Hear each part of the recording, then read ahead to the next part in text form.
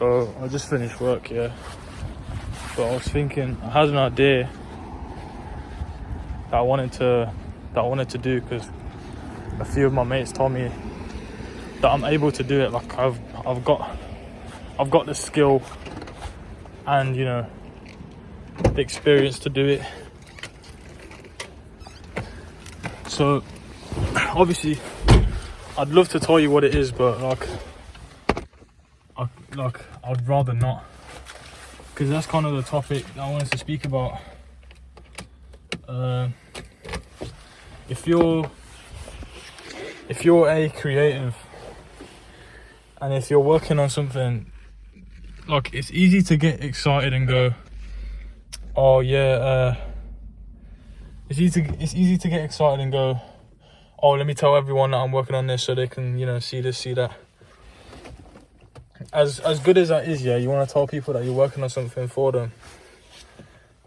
You gotta keep it to yourself as hard as it is, yeah. Because right now, I'm going through the same shit. Like, I want to tell bare man that I'm doing something right now. Like it'll come out soon, this and that. But the second you tell people, you set an imaginary expectation that you think they have set, when realistically they don't really give a shit. But in your head, they're like, oh, they wanted me to drop this and that. It's just creating unnecessary pressure for you. You don't need to put all that. You don't need to create a burden. Like, all you need to do is share it with the people that you know can actually help you bring the idea to life. Because you can talk. If you've only had the idea for it and you haven't actually done any work, then it's you obviously you're not in this place to talk about it at all, because some things could go left and the whole project could just end up being like a fucking scrunched up piece of paper in a bin.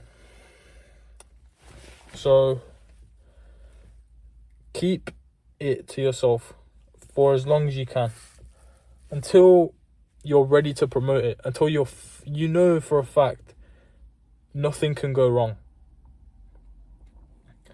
Because it's not like I'm speaking like out of my ass. I'm speaking from experience as well. Like, I've had times where I'll gas something up. I'll put all the release dates, this and that, and then I keep delaying it until I have nothing to show for it, which is not something you want to have, obviously. So I'm just trying to give you that piece of advice. And also, if you're working in a group with other creatives, I highly suggest that if you don't see the work ethic that you want in that group, then take charge, bro, because no one else will. If no one else is doing the work, then you've got to set the example. Because it's so easy to get lazy and to get blocked when you're not really blocked. You haven't touched your craft, if you know what I mean. So it's not like you're blocked. It's just because you haven't put the effort into actually, I don't know, pick up the pen, or wipe dust off the keyboard, or get out your pencils, and it's not like you've taken the time to do that. So that's important. But obviously, when you're collaborating, you gotta make sure you're not being a self-centered piece of shit. Do you know what I mean? You're not being the person that goes, oh yeah, my idea is the best idea because I came up with it. It's not the way to go. Collaboration, the whole point is to come up with the best idea possible, even if it's not your idea, bro. It's a bit of a tough, like, mountain to climb, or, you know, pill to swallow, but once you realize that, the pressure is kind of off of you. Like, you know, you don't have to come up with all of the ideas, because you've got however many people in that group to help you with the ideas. It's not just you coming up with everything, you know. Everyone's got their own perspectives, and, you know, the many different ways it can be interpreted. So don't just listen to an idea just to say yours back. Listen to the idea and understand it, and then give your opinion. You can't listen and then respond straight away, because you haven't acknowledged what they've said. Even if it seems stupid to you, like, why would I ever consider that? Just get off your high horse for a second and just give it a go. If it doesn't work, you gave it a try. It's not like you can't go back from it. So, you know, that's what the whole thing's about. That's the whole process, taking risks, seeing what does and what doesn't work. You know, like the amount of samples, the amount of demos, you know, the amount of drawings, this and that I've went through, and that I've ended up not being seen to the public ever,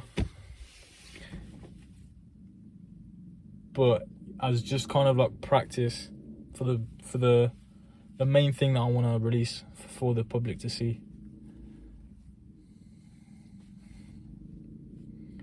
Yeah, man. Another point: stop being so scared to post. Like, it's so selfish. So selfish. To only... Fair enough if you think it's not ready for the world to see.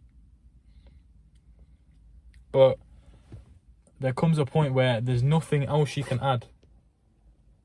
There's nothing else you could possibly add to the piece of work.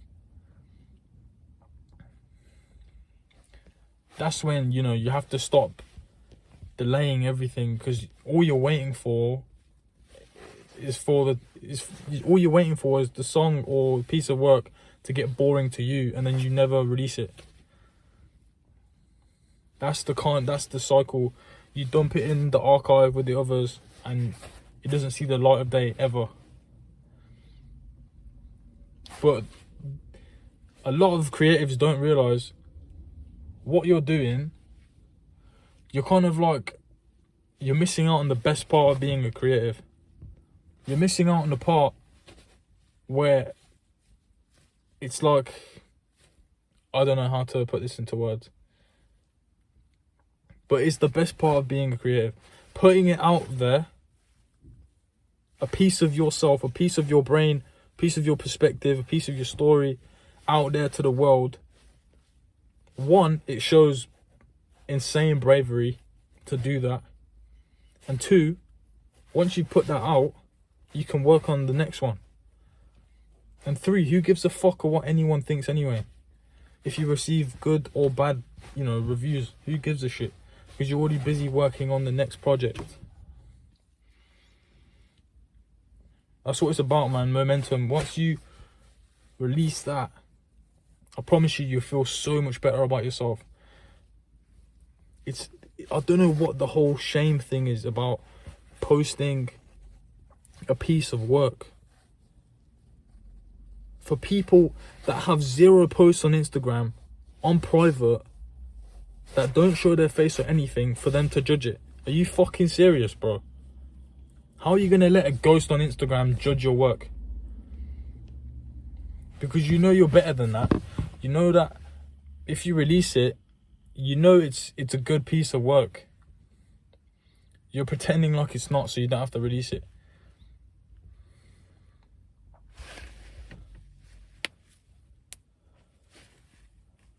Like, when you listen to to singers or rappers or whatever it is in music. You listen to them, maybe try a new style of rapping or singing, and you're like, oh, I don't really like that. But you have to appreciate they tried it in the first place. They have you know, they have the guts to try something and put it out anyway. Something that they're not familiar with, and put it out anyway for the world to see. Even if you don't like it, you have to, you know, pay homage to that. So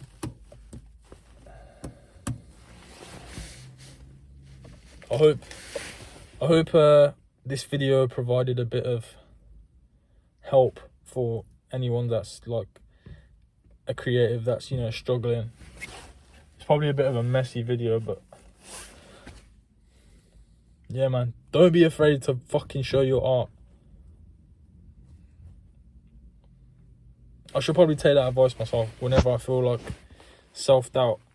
But a tip, come up with like a few affirmations that you can say to yourself. Put it on your lock screen or whatever. Me, for example, whenever I feel self-doubt, my lock screen says I am worthy. You can say it's cringe or whatever, but it helps me get rid of self-doubt. So realistically, it doesn't matter what you think. So that's a little tip that I'm gonna give to you, man. Say your affirmations daily. No matter how silly it sounds, by you saying, oh yeah, I'm a talented artist. Even if you don't believe that's true, if you keep saying that every day, multiple times, bro, it's not gonna, you know, it's not gonna seem like you're lying to yourself. Soon enough, it won't be. If you say in the present tense, I am a brilliant and prolific artist, what else can you be?